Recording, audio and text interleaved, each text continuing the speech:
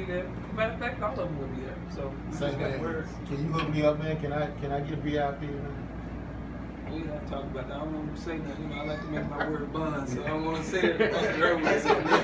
Well, you know what? Since the commission put that out there, though, but I mean, you get him in, I'm No. You know, my VIP and everybody else's VIP may be different, man. I may just want you to take me to the Cliff Club. You know, I've never been to the Cliff Club. Really? Never. I haven't either. Wow.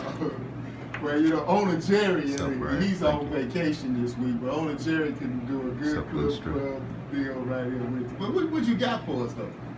Well, I kind of grabbed a T-shirt, a crew T-shirt, and also a poster. The first poster that we did.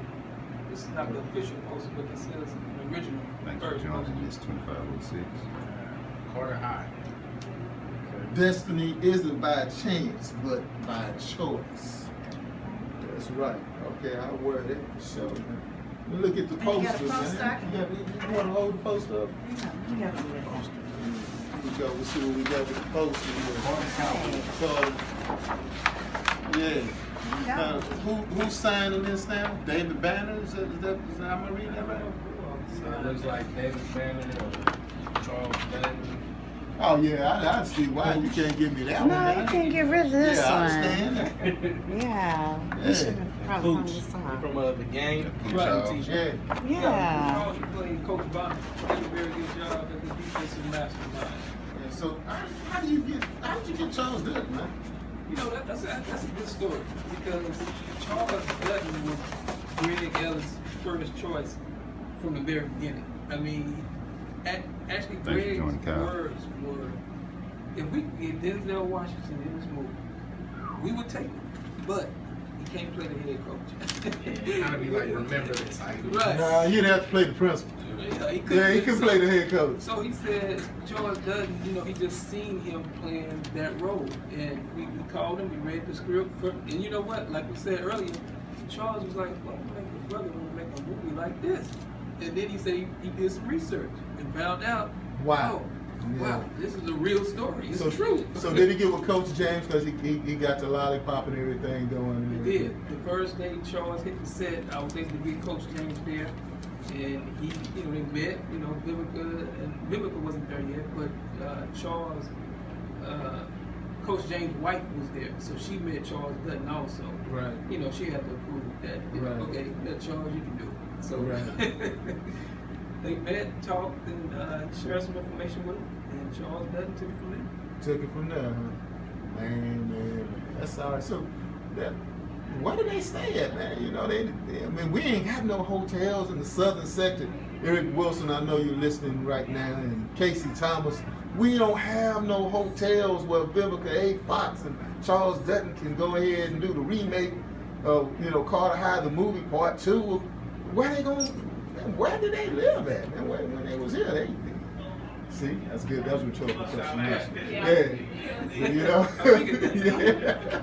So that was one of those, you know, how the commission put stuff in there just to throw things around and get people going, wow. You know how I do it. You follow me on Instagram and Twitter and all that. So Facebook. So somebody else is going to physically answer that question. Yeah, right. Yeah, they're going to have to answer that question or put it on their agenda. Right. And things like that, you know. So, you know, one of the things that we need to do is Carter High School. You going to the picnic next week?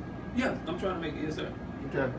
And every year we go to the picnic, and every year everyone says the same thing about we need to support our football team and make sure our football team has helmets. Man, they playing with helmets that you had. Wow.